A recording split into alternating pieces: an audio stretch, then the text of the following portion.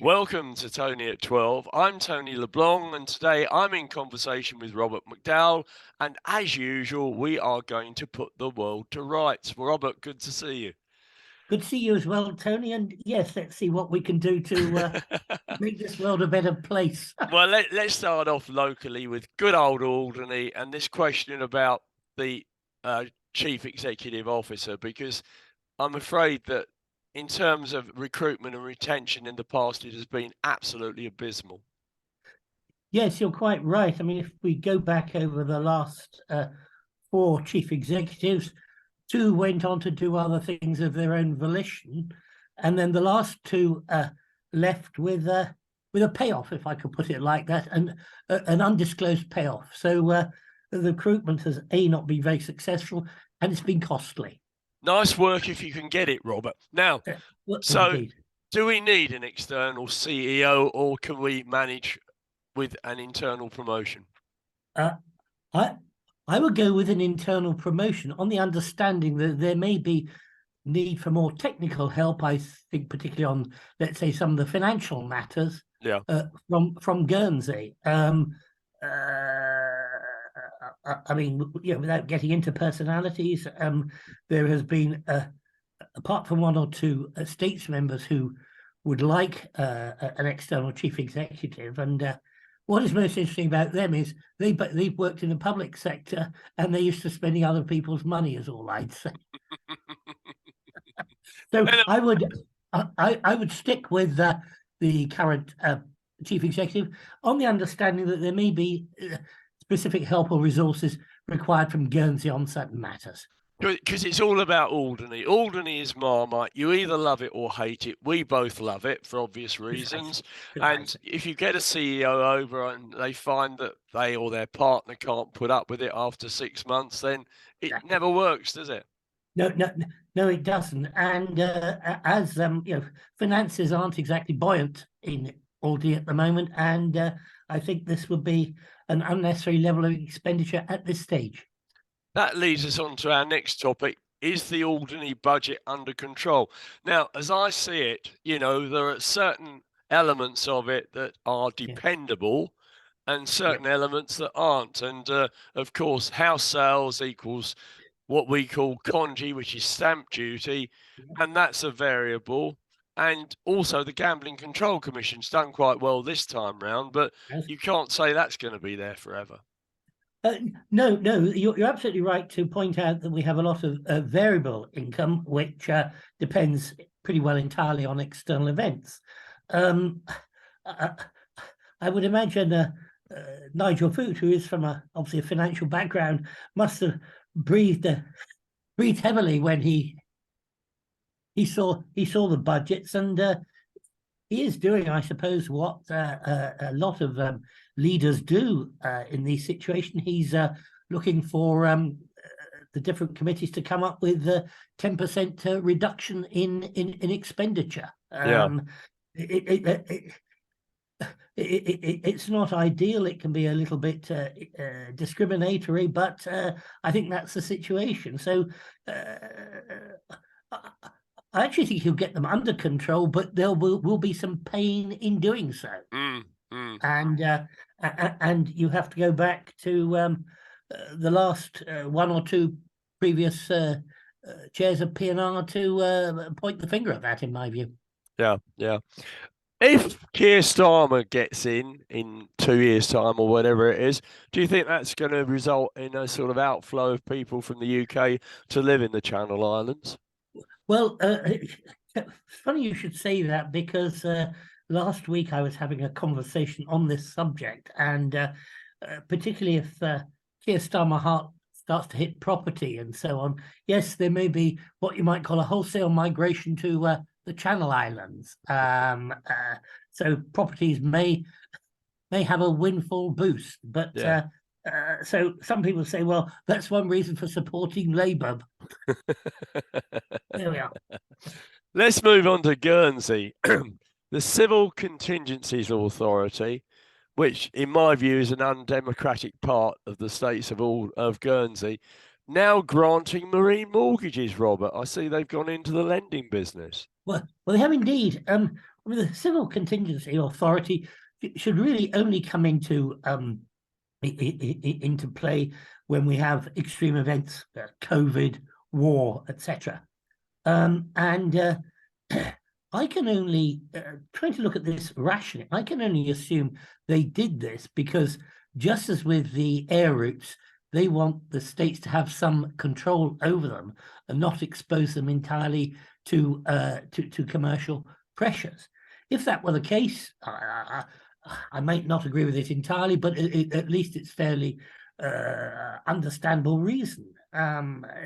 What I can't understand is why they're keeping this quote confidential under legal advice. So you know, if there are other reasons, then I'm uneasy. But if it is in fact just because they want the states to have commercial or control over sea routes as with air routes, well, you know, it's logical, even if I don't entirely agree with it. So what happens if Condor goes bust? Well, essentially, the states of Guernsey would have to step in to quote, bail it out. Repossess the ship. Well, well, that's one way of doing it. Yes, yes, nailing the writ to the mast and all that. But yes, logically, that's what they would do, and I suppose they themselves would have to borrow to do that, or additional borrowing. So you know, there are risks with this. It would be, whatever their reason, it would at least be good to understand the rationale for doing it, even if not the intimate secrets. But I think with things like this, they dig themselves a bigger hole by keeping it confidential, frankly. I had heard that they had that Condor had got a commercial arrangement about to be put in place, but there was a delay in actually coming up with the money. Why couldn't Guernsey have given them a bridging loan? Well, indeed. Well, yes, that would have been another way of doing. But again, that's the reason why I think Guernsey, the states of Guernsey, wanted some control over this ship and the essential shipping route, if I could put it like that. That can be the only rational reason for stepping in.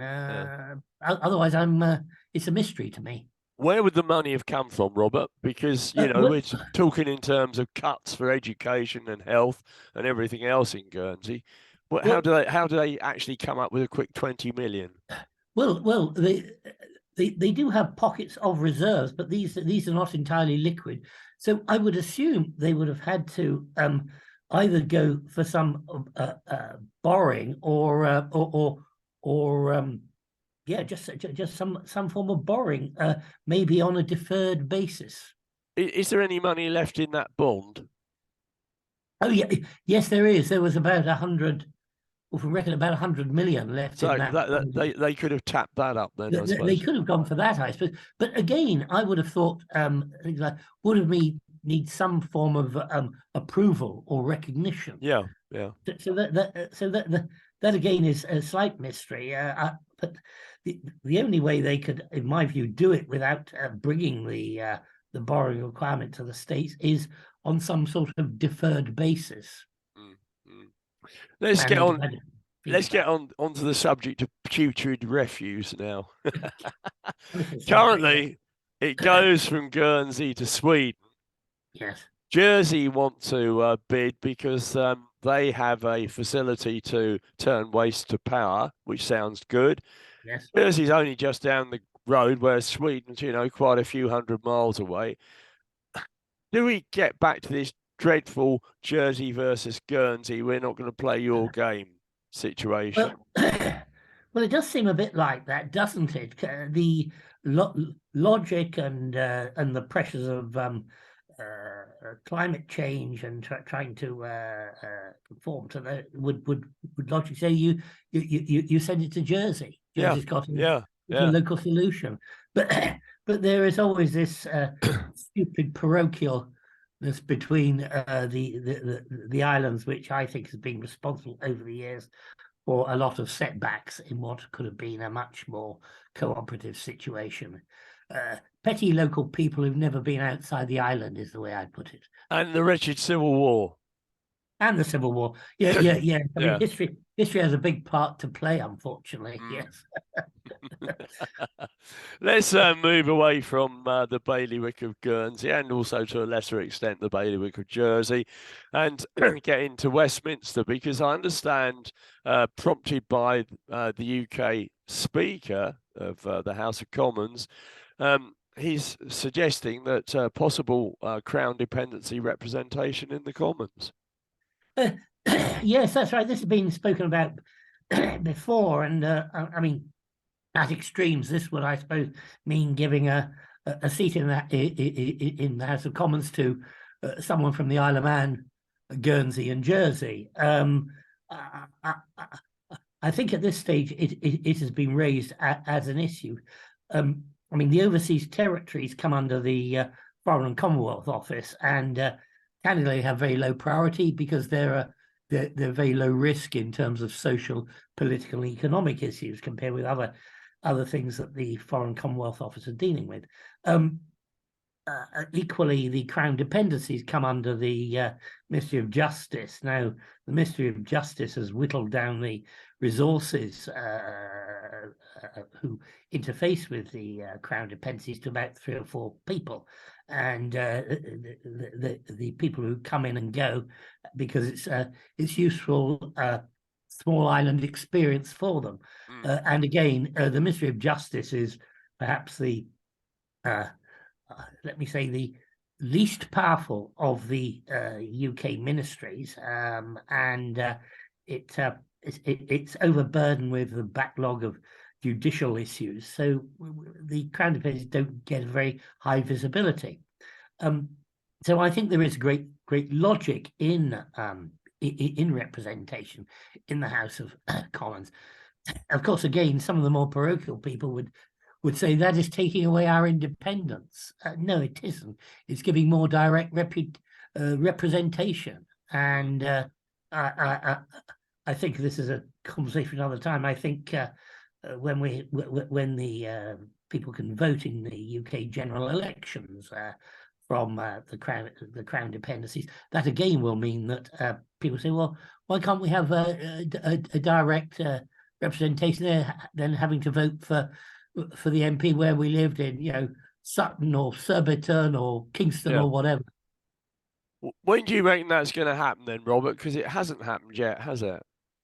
What, the actual votes in the general election? Yeah. That is coming in the next general election, and with some discretion. The secondary legislation which enables the election officers in each constituency to take in the applications and the other issues to do with registration won't be in place until November or December, which I find pretty irritating, frankly, because there can be no campaigning on getting people registered until that happens. So it's a very tight window. But yes, UK expats will be entitled to vote in the next general election, which as a gambling man, I'd say will be in September, October of next year. Right, well, we'll take you up on that one. Now, talking about the MOJ, the Ministry of Justice, there are proposed changes in terms of the powers of the Privy Council to be delegated to the Lieutenant Governors in the 2 bailiwicks, and presumably the equivalent in the Isle of Man. What about scrutiny if it's sort of all done in-house? Is that good enough, do you think? Well, the whole pressure for delegation of Lieutenant Governor in part came about because the late Queen had a fairly defined routine, and Privy Council meetings never happened between July and October during her period at Balmoral, which meant that a lot of legislation could be held up to 9 months. I think the new king is a bit more kind of flexible in terms of these duties, so I think that's been a bit of overreaction. However, there has also been a proposal that there should be 1 or 2 ex-senior politicians from the Crown Dependencies who should be made Privy Councillors to, if you like, give the colour and context of legislation. I think that is a much more sensible idea than delegation of the powers to the lieutenant governor. Frankly, Yeah. I think the new king will be a bit more flexible in these things, and I think this has been built up because of the late Queen's rigid summer routine. Which was fair enough. So really, at this stage, it's an idea, not anything that's going to become a practical exercise. No, and as you rightly say, you can't just have it for Guernsey. It would have to be consistent across the 3 Crown dependencies. Yeah. And I've not heard any pressures from the other Crown dependencies. There may be, but I've not heard of them. Let's get on to another thing we love, and that's international corporation tax. That's quite. Obviously, everyone's going to have to take the view that that 15% amount will apply for larger companies. Do you think Guernsey will lose business as a result of this, bearing in mind it's a global directive? It could well do, because companies can move their registration, their domicile around to avoid tax, and they come up with, quote, new business models, which then get reflected in the corporate structure. So I think there is a possibility that they could lose some of the. I recollect there's about 5 or 6 companies that will be caught by this, so they may lose some. I mean, in my view, this is the beginning of territorial corporation tax. I remember it did come up in the GST discussions in the states of Guernsey, and I think it was Parkinson made the point about territorial income tax, that it was coming, and I think this is the vanguard of territorial corporation tax. I think it will be much more widespread over the next 5 or 10 years, frankly. Because the thing is that, looking at it, it's not just the question of paying tax if you're based in Guernsey. No. It's the question of how much it costs to run the business in terms of salaries, etc., cost of housing. You know, that's a factor that, you know, could come into it, isn't it? Absolutely. It's not just that these large guys say, well, we've got to pay 15% of X amount. No, they look at, well, what other costs are we incurring here, and what other jurisdictions could we use to re-register the company, or some of the business activity which is currently conducted under the corporation in Guernsey and Jersey Isle of Man, for that matter. So yes, it prompts them to evaluate their corporate structure and the way they run their businesses. Getting back to Westminster and the UK in general, we have a situation where the Labour Party appears to be wanting to rejoin the EU. Would you agree with that? Well, there's certainly light in that direction, I must say, Tony. It's a subtle voting tactic, I'd say, at this stage. I can't see the EU making it easy to rejoin. There'd be a number of big issues. I think UK would have to join the euro. Yeah, it has its own problems. I think I think that we'd have to participate in European-wide taxes and so on. So they would exact a price for this application, and it's very unlikely it would come within one administrative term, i.e., within 5 years. Yeah. Because presumably they'd be looking for back payments and interest. Well, yeah, yes. Well, you missed the subs. Well, indeed, yes. Money's a wonderful incentive, isn't it? And the EU's got its own financial problems as well. So, and the UK is deeply underwater financially. So it's not something that's going to move very quickly. No. Coming back to something dear to your heart, is the Conservative Party disintegrating? Well, it certainly hasn't done itself much good over the last 2 or 3 years. I think Sunak is doing his best to pull it together. It was interesting. He as an individual polls much better than his party at the moment. He appeals very much to the what I call 25 to 50-year-old age group, which is excludes us. But at least and there are people to bring with him, but he still has stubborn resistance in significant parts of the Conservative Party. I mean, I think inflation is the important thing, and unless inflation is down to, I don't know, 4% by the end of this year, I think it's going to be very, very difficult election. And again, as a betting man, I would the best I would hope for would be a hung parliament. Because it isn't helped, really, is it, by the question of the immigration numbers? The immigration numbers don't help at all. Immigration has many facets, as perhaps we'll discuss, but it's all being focused on the illegal immigrants coming across the channel, and it gets very, very emotional. But no, that certainly won't help his cause.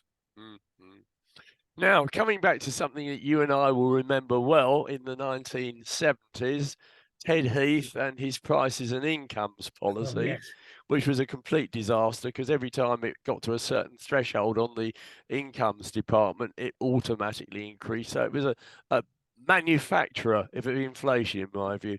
So isn't it a bit strange to sort of say to the supermarkets, can you reduce it a little bit? Well, quite. I mean, the most you can hope for is some sort of voluntary, in inverted commas, agreement that certain basic foods, and you have to limit this to about 20 or 30 maximum, milk, eggs, pasta, some tin foods and so on, they're allowed to cross-subsidize those.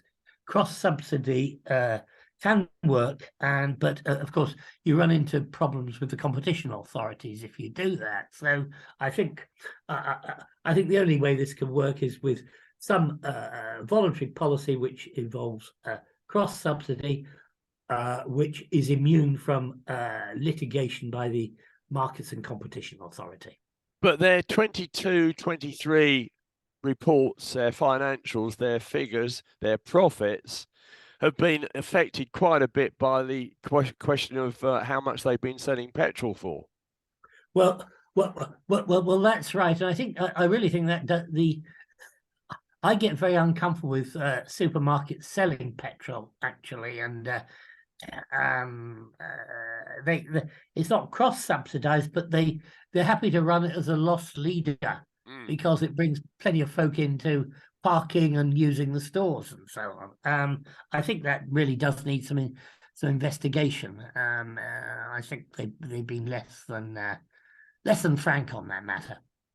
But you would agree that they must have benefited from the increase in fuel prices. Undoubtedly. Undoubtedly, but they can also use it as I say, a loss leader. It brings people into particularly the out of town shopping centres. Let's get on to another one that you love, I'm sure: protest groups. Oh, wonderful people, aren't they? The police putting the protesters in front of white van man's rights. Did you see that incident on Blackfriars Bridge? I did talk about a clash of cultures. These protesters, they're certainly doing their cause no good. Most of them are idealists as well. If it comes to implementing climate change policies, green, they haven't got a clue. These are at best student protesters and philosophers who Stalin said were busy fools. But it used to be rent a mob, didn't it? I think in this case it's rent a posh mob. they do, and they tend to be financed by champagne socialists. Absolutely, yeah. Those who've made their money and are bankrolling them for their own vanity.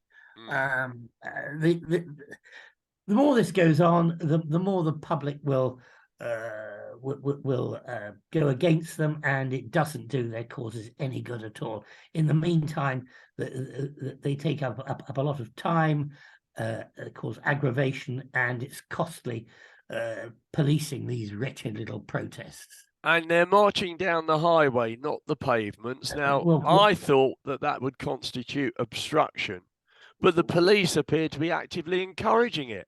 Well, quite. I think the police need to be given a legal directive by the government law officers in terms of how they approach this. It can't be left to local police forces, the people who run the police forces in each county to do this. It needs a strong and central directive. Smack of firm power, Tony. And whilst we're on the subject of wokeism, which neither of us like particularly, in the case of Gary Lineker, should the licence payers be funding his wokeism? Because that's effectively what we're doing, isn't it? Well, you're absolutely right. The only I do take up the fact that Gary Lineker is 62, 63, and let's hope he's pensioned off to the football pitch in the sky by the time he's 65. But the fact of the matter is, Robert, I don't see how you can work for a public service broadcaster and then start pushing your own views around in the way that he is. No, you can't. He's taking liberties, and he's actually been quite successessly, unfortunately, getting away with it. Yeah, away with it. And there was a tax case against him as well. He's essentially self-employed, and the HMRC took him to court, but they lost on that particular. And so he's unfortunately riding high at the moment, and he'll be unfortunately back for another season on Match of the Day. So it's not a programme I must confess I watch. Not one of mine either, but he must have been obviously represented by a lefty lawyer. Oh yes, there are plenty of those around, yes. Let's get on to the subject of artificial intelligence, because when we put this list together the other day, I know that you had things that you wanted to talk about, but suddenly it's reared up because we're recording this on Wednesday, the 31st of May. Today we hear that the Prime Minister is very interested in making sure that some form of regulation exists before artificial intelligence takes us over. Yes. I mean, I think that there does need to be some sort of regulation, code of ethics. I'd rather use the word code of ethics around artificial intelligence. You know, we don't want any Frankensteins let loose. But you've got to be pragmatic on these things. Artificial intelligence has some huge benefits in medical, in logistics, in exploration, and other things. And you've got to make sure you don't shut the stable door and keep the horse in. Yeah. Frankly, and